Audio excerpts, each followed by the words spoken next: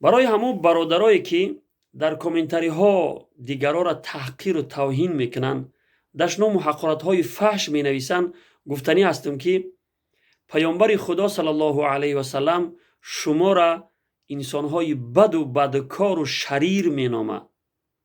از الله بترسه.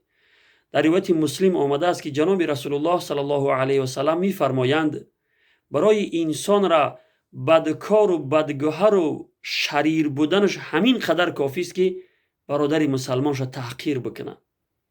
و در دیگر حدیث پیامبر خدا صلی الله علیه و سلم می فرمایند که مسلمان واقعی کسی است که دیگر مسلمان ها از دست و زبانش آزار نیابند. و در دیگر حدیث می فرماید که مسلمان واقعی فحشگو، فحشکار نیست. سبحان الله. این حدیث های جناب رسول الله برای شما چی ارزش داره؟